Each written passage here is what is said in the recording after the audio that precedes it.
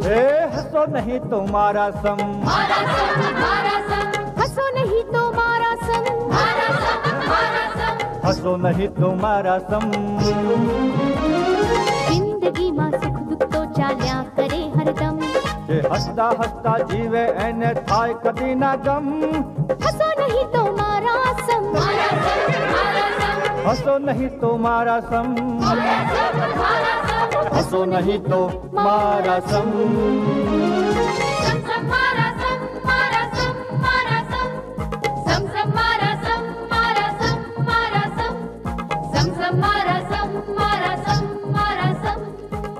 Sir ચલો ચલો આ માથાના દુખાવા માટે,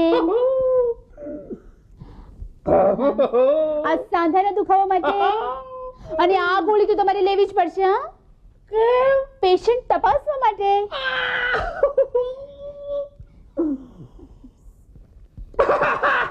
સર સર પ્લીઝ ના, તમે રડો નહીં, પ્લીઝ રડો નહીં. હસો હસો હસો નહીં તો મારા સમ. તારા સમ એટલે એમ નહીં સર, કાર્યક્રમ શરૂ થઈ ગયો છે. હસો નહીં તો મારા સમ. ઓ હા હા હા હા હા. ડોક્ટર સાહેબ, ડોક્ટર સાહેબ, ડોક્ટર સાહેબ તને બોલાવે.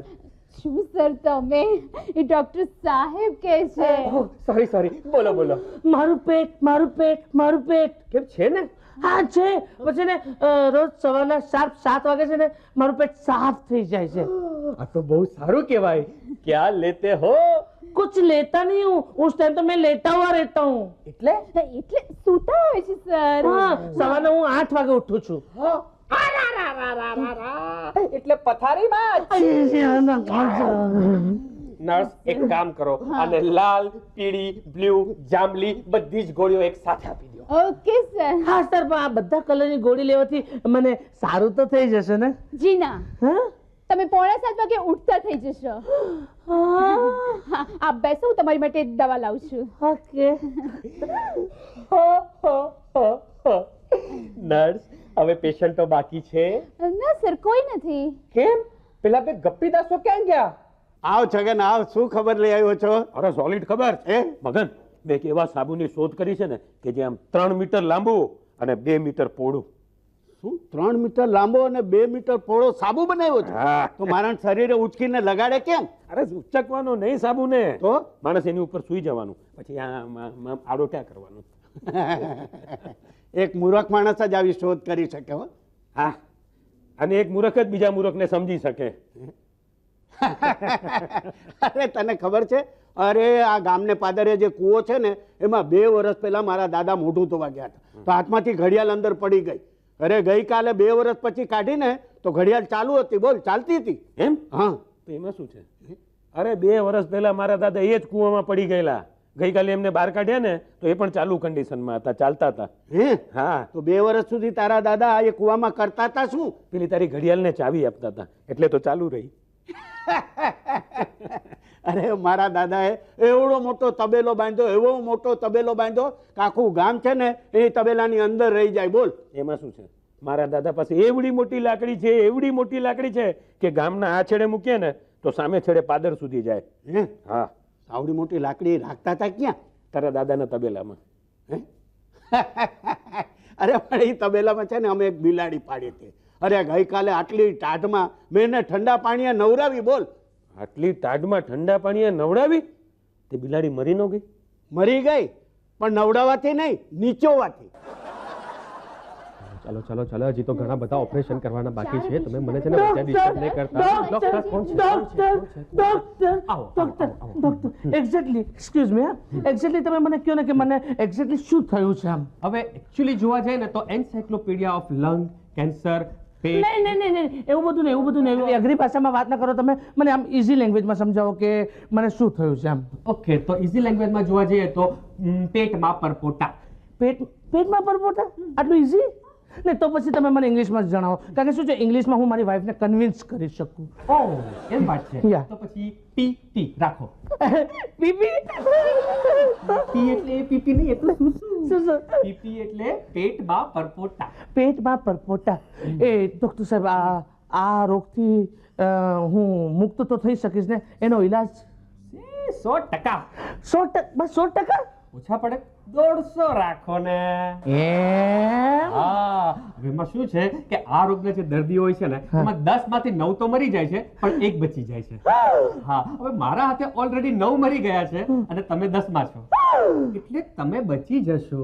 હા, એક નાનકડું ઓપરેશન કરવું પડશે. I don't mind. પણ એક મિનિટ મારી વાત તો સાંભળો. છે ને આપણે તમે જે ઓપરેશન કરો ને એટલીસ્ટ 4 ઇંચથી વધારે મોટો કાપો મૂકજો એનામાં. 4 ઇંચથી વધારે? હા, એટલે કે 5, 6, 7 આઈ ડોન્ટ માઇન્ડ. પણ કેમ? કેમ શું? યુ નો મારા પાડોશમાં ઓલા ચિમનભાઈ રહે છે, તમે ઓળખો છો? જીવે છે? હા. ના, તો નથી ઓળખતો. ઓકે, ચલો લેટ ઇટ બી. તો એને છે ને હમણાં ઓપરેશન કરાવ્યું ને ત્યારે એને 4 ઇંચનો કાપો મુકાયો હતો. હવે એની વાઈફ છે ને ચિમનભાઈની વાઈફ, એની વાઈફ અને મારી વાઈફ વચ્ચે હંમેશા શરત લાગે છે. અને ચિમનભાઈની વાઈફ છે ને હંમેશા મોંઘી મોંઘી વસ્તુઓ લાવી અને મારી વાઈફને હરાવી દે છે.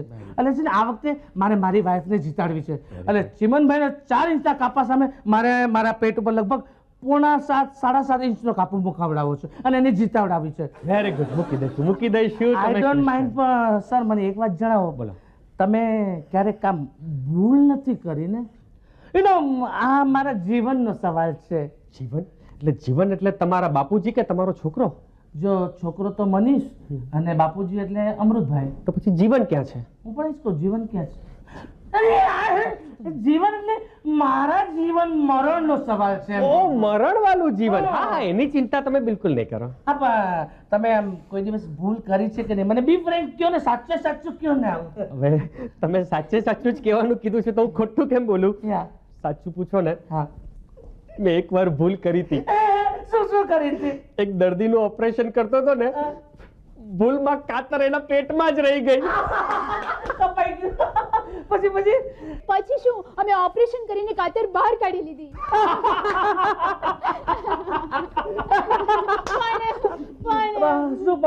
પણ મારી બીજી વખતની ભૂલને કારણે દર્દીના પેટમાં ચાકુ રહી ગયું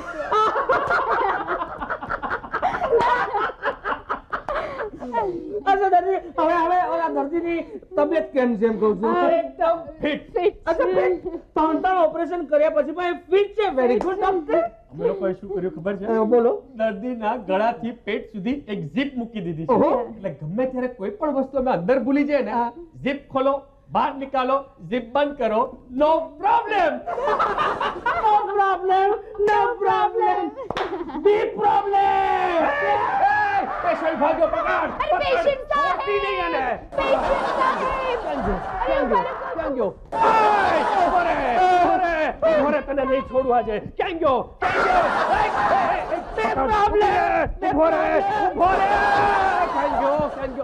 ભાગી ગયો. પકડ. પેશન્ટ ક્યાં ગયો?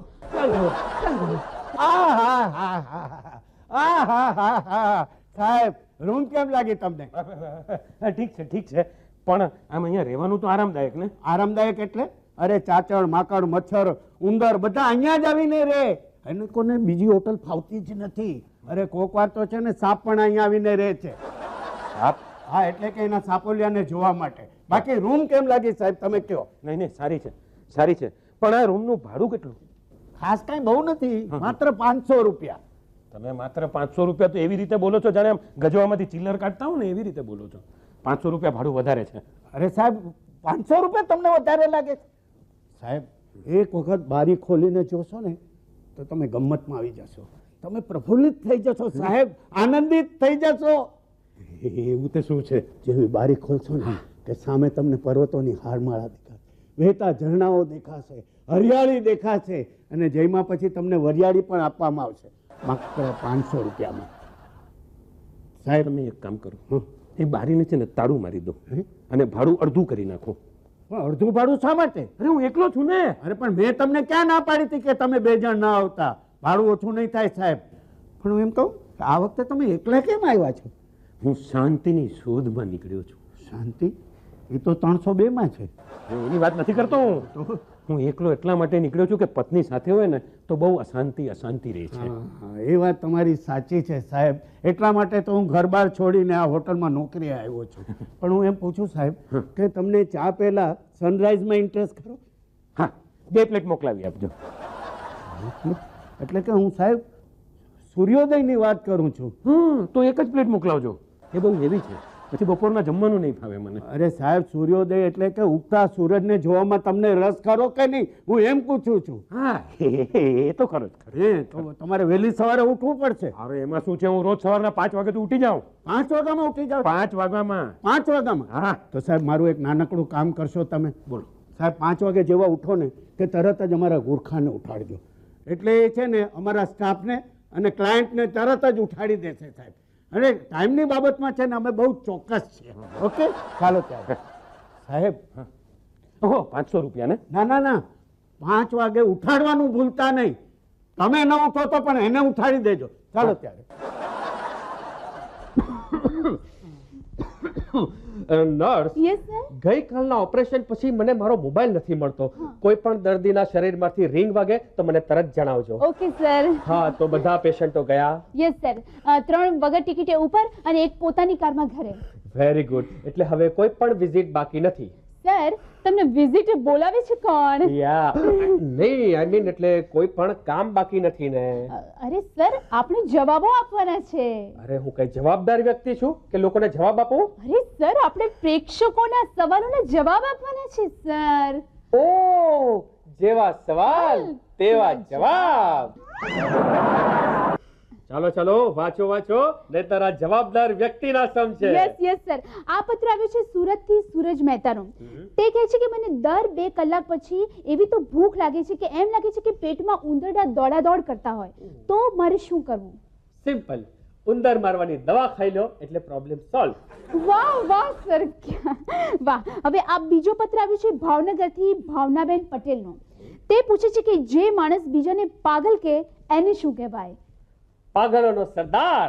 વાહ સરદાર, વાહ. What? સર, હા. દાર નહીં. ઓકે, હવે આ વ્યક્તિ પૂછે છે કે જે વ્યક્તિને દિવસે તારા દેખાય તેને શું કહેવાય? જો કે એમણે નામ ઠામ કશું જણાવ્યું નથી. એ જરૂર તાજમહેલની બાજુમાં આવેલા પાગલખાનામાં રહેતો હશે. ઓ પાગલ, દિવસે તારા ફક્ત ખગોળશાસ્ત્રીઓને જ દેખાય. વાહ વાહ, બરોબર, એક્ઝેક્ટલી રાઈટ. અચ્છા, આ ઉપલેટાથી વેલજીભાઈનો પત્ર આવ્યો છે. એ કહે છે કે જિંદગીનો મોટામાં મોટો પ્રશ્ન કયો? જે પ્રશ્નનો ઉત્તર જ ન હોય એ. વાહ, ક્યા બાત હે, ક્યા બાત હે સર. હવે સમય થઈ ગયો. હા સર, સમય થઈ ગયો. બોલો. હા, ઓકે. ચાલો દર્શક મિત્રો, આવતા અઠવાડિયે આ જ સમયે આ જ ચેનલમાં ફરીથી મળીશું. ત્યાં સુધી દિશા વાકાણીના અને વિપુલ વિઠલાણીના બાય બાય. બાય. હું તમને એવું કહેવા જતો હતો. ઓય નર્સ, સર. આમ આવો. ઓહ સોરી. તમે પણ છે ને? Sir sorry. હવે હસો નહીં તો મારા સમ. શું લઈને આવ્યા તમે? લઈને શું જવાના?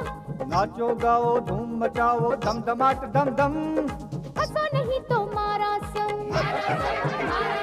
હસો નહીં તો મારા સમ.